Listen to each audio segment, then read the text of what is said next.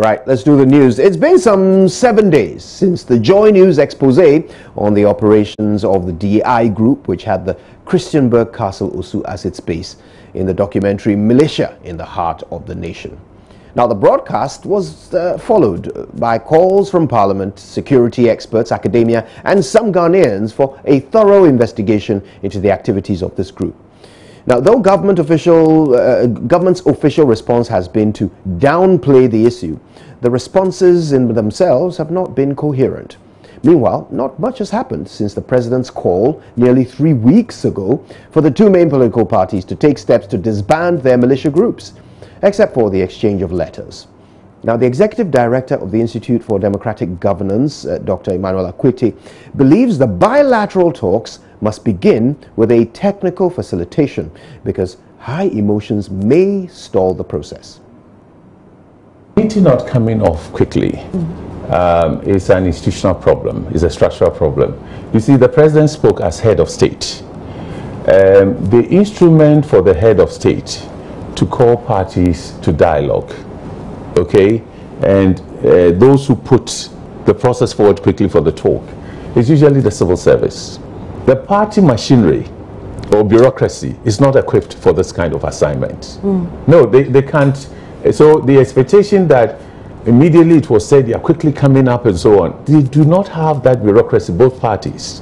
What makes me so optimistic is that it still can be done. That's why we talked about technical facilitation. We believe strongly that bilateral talks is very important. It has to start. I think that civil society organizations with the competence to do this, some have been involved in promoting peace in other countries, in war zones, and so let them come together and start talking to the two parties. We don't belong to either. They are important to our democracy. It is important that the talk takes place because it's going to open up to so many other things that would strengthen the system. So how do we go? You cannot say the president is stalling it. Actually, the president doesn't have the machinery to convene it. And the parties don't have the machinery. So the NDC writing to the president... It's good. The NDC, in fact, the way they wrote and so on, actually demonstrated their commitment. But it doesn't answer or fill the gap of the machinery, administrative machinery that ought to have been there, trusted by both, to put the thing in place. We need the dialogue like oxygen in our democracy. We have to talk. We have to really get to the eye of the matter. You know, not just scuttle around. So I still think that his first preference, logically speaking, is the best one. But for us, from our analysis, the challenge is, it is not for the two parties to convene themselves because of their history. Okay, yes, when sometimes they'll tell you that in Parliament, we talk together, we work together 95% of the time. It's only when we disagree that the media puts it out. But we have also done research on Parliament and decision making, and what we found is that when matters are controversial, the probability that the parties will fall apart and not dialogue or boycott each other, it's so high. I think the president is in a hurry. You know, if you read the statement and how quickly he said, I have this route. If the talks come off, it could go very fast because the two parties already have decided that they want to talk about militias, and the direction the society wants, those who mandate them, is disband them. Realistically, when the meeting happens, how much time should we give ourselves? No, you see, it's a new experience. If we have to also be patient. If we are going to rush the process, often we rush the process that reasoning doesn't prevail. And you see, as a country, I can tell you, we've made very serious mistakes when we spend billions of cedis on events. Biometric register. In 2012, we went for biometric register because we said there's double voting. But the problems around integrity of elections and the ballot and the vote and so on also had to do with our allegations or suspicion that people cross the borders, you know, all over to vote. And we don't see them as Ghanaians. We didn't have this national ID card and so on and so forth. Yet, if we had painstakingly analyzed the problems that undermine the integrity of elections, we would have seen that biometric alone wasn't enough. But we went to biometric. We spent over 200 million, and then we had the worst crisis over election results. Well, away from elections, let's talk the forex market. And are you worried about the cedi's performance in the forex market? Perhaps this could calm your nerves, because the finance minister Ken Oforiatta has assured the Ghana cedi should stabilize in the next 2 weeks against the US dollar especially. Speaking to journalists outside Parliament, he said government is expecting large inflows of foreign exchange soon, which will help halt the currency's depreciation that has been witnessed over the last couple of weeks. The Ghana cedi currently is being exchanged at 5 Ghana cedis 50 pesos for $1 US. The finance minister, however, says it will recover soon. And really, I'm very, very confident that a reversal is going to occur and that it's going to be pretty stable going forward. We have about $300 million coming in from cocoa board, another $600 million also from cocoa board in about a month or so. Today, as you know, we launched our Eurobond officially, which will be $3 billion, and that should close, within the next couple of weeks or so.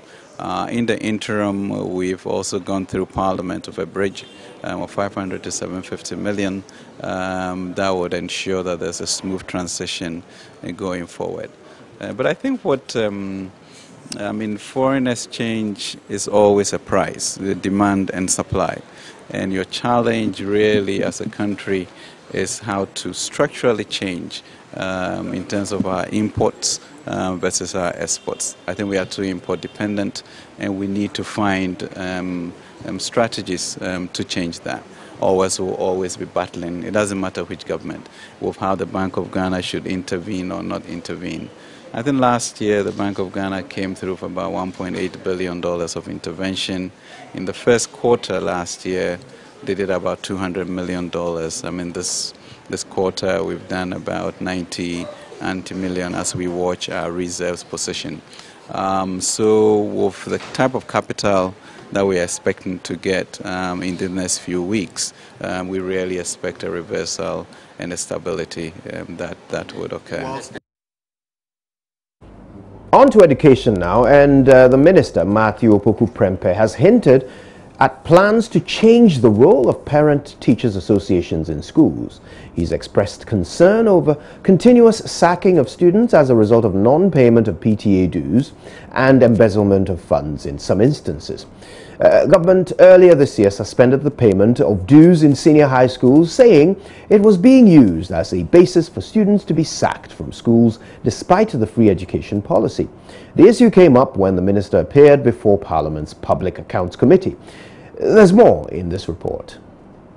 The 2016 Auditor General's report, which is currently being reviewed by the Public Accounts Committee, notes that a model nursery school was being operated by a Parents Teachers Association without lawful authority. The school funds were also being lodged in the PTA accounts, a situation the committee finds worrying. The minister assured plans were in place to deal with the matter, but added the activities of the PTAs need some regulation. We have to critically examine this issue and take a stand as a nation, whether we want public education to be free or other people to benefit. It is free manipulation. Is it not free now? This issue gives me worries. PTA. It gives me serious worries. Director General of the Ghana Education Service, Professor Pokwa Mankwa, believes the association must be operated as a voluntary one. Decided that PTAs should operate as associations, and as an association, it's a voluntary association. So the parent decides to join or not to join. And once it's a voluntary association, we don't want that to interfere with the teaching and learning of the student. The student should enjoy classes as far as he or she is in school. The key thing is for him to come to school.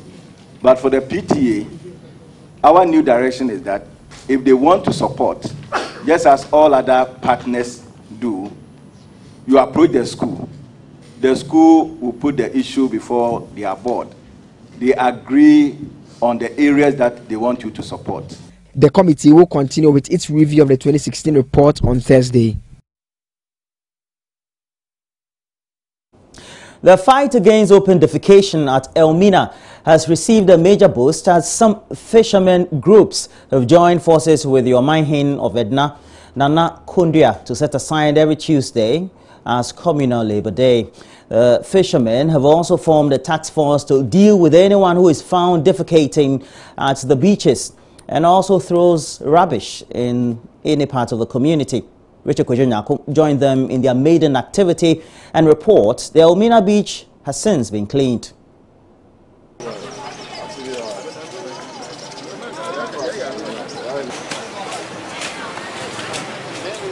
Right behind me is the Elmina beach. It used to be very, very dirty. People come here and openly defecate here. But now the narrative and the situation is changing. The beach is becoming cleaner by the day.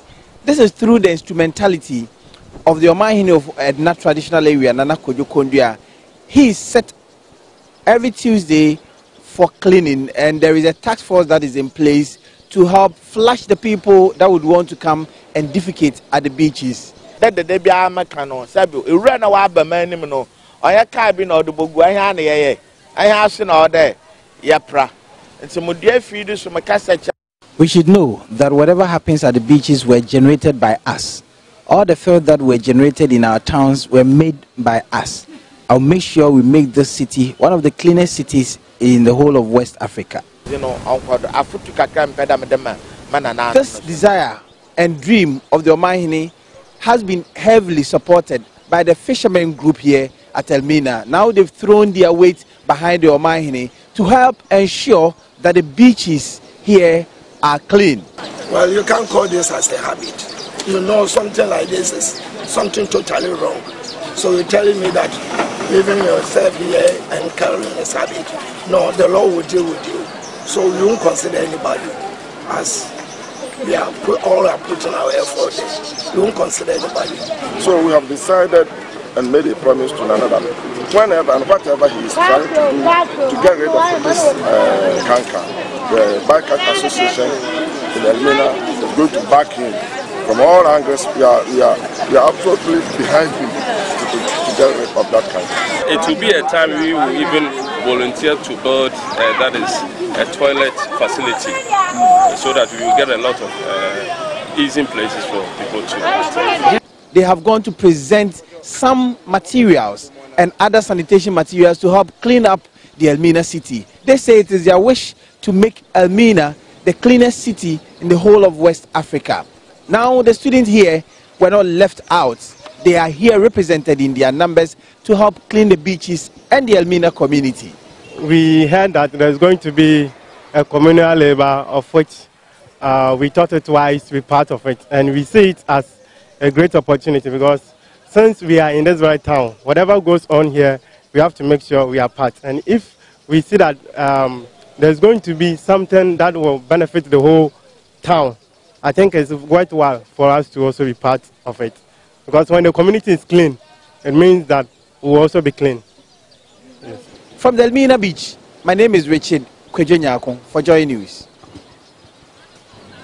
Right, many parts of the country were last night plunged into darkness. Accra, Kumasi, Cape Coast, Koforidua, parts of the Volta region, among others, are without power. Now, the minority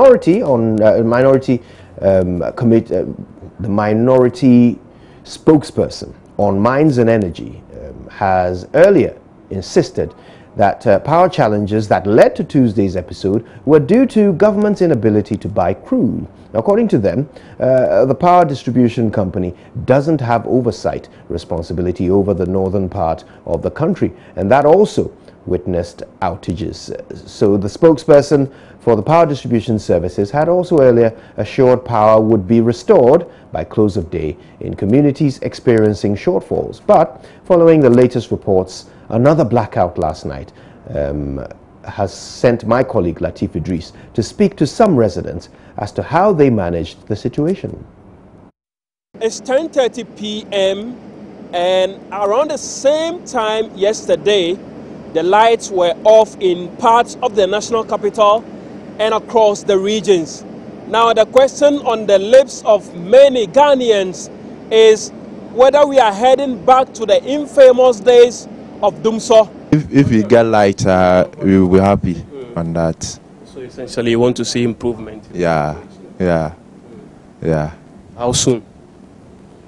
Yeah, it depends on the government. Yeah. But you are not disturbed about it? Oh, we are disturbed. We dey beg government. You should do something about doing so for us.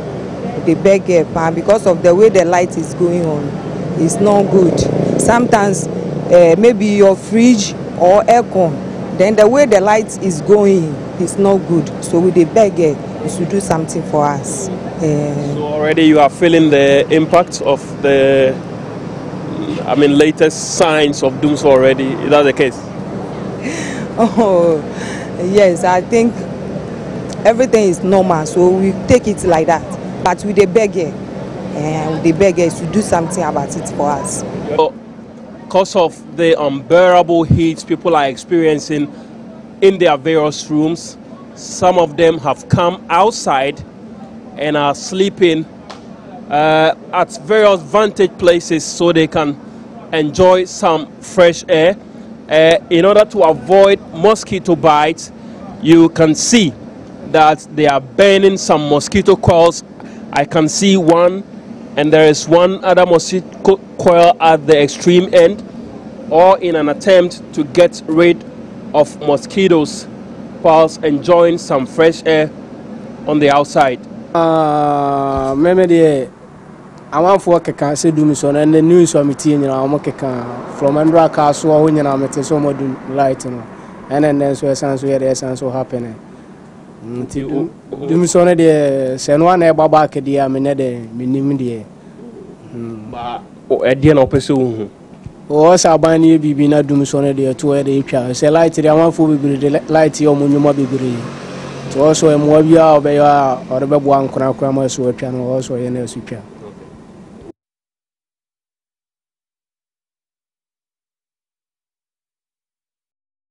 Well, that's it for the news. Coming up, of course, we'll do the newspaper review. Mamabi joins us for that, and you'd better do the same.